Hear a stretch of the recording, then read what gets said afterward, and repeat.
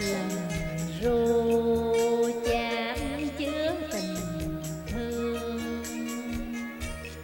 hàng cao ngàn ngát miền, hương bay đến phương trên suốt dòng trường. Bàn chân con thắm màu son, mẹ dìu theo những bước nghe con. Ôi dáng con như chim non, mà ngoài kia núi cao biển rộng, và bao nhiêu thác gần cao. Trời xanh giông gió từ cơn mong ước gì hơn con mái yên lành.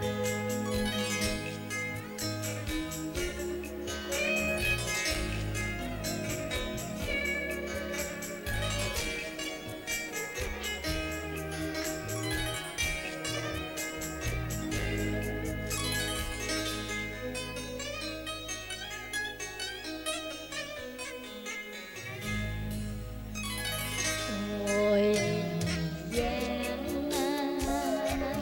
như gió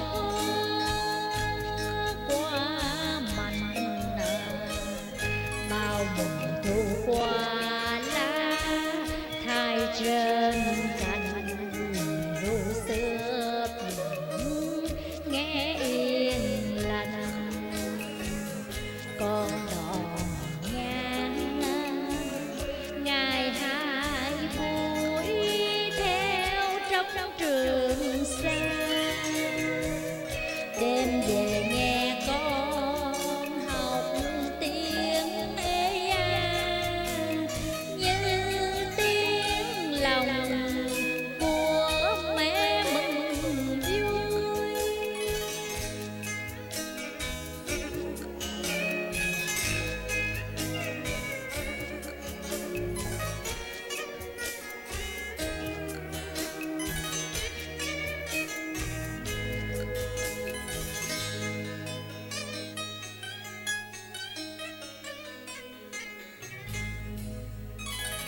Rồi con thơ ngày thêm khôn lớn, mai lá năm xưa con đò cũng thêm già nua.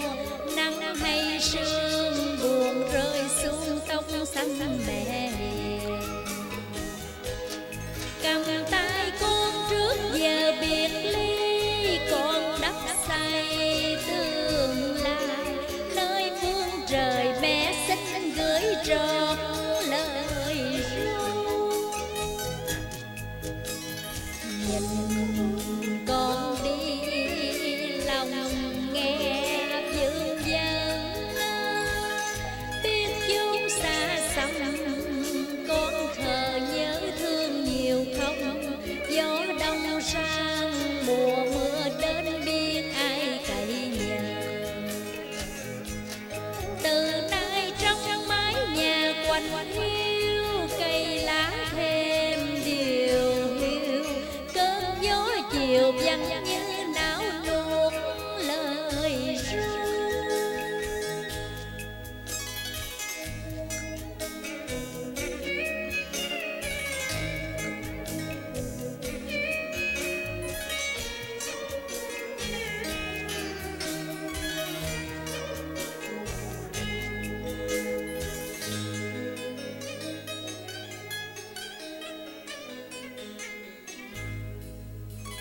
Chiều chiều mẹ đứng bên dòng sông, bao chờ mong tóc xanh bạc màu sương khói. Bóng con vẫn xa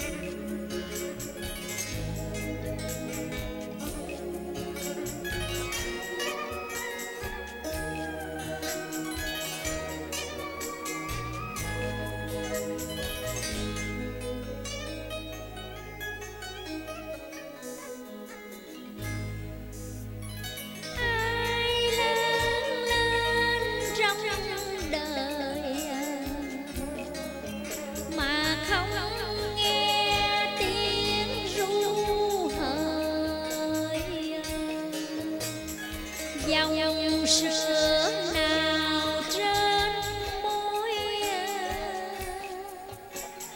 tình thương nào trong tim, bao thiết tha êm đềm đừng quên như gió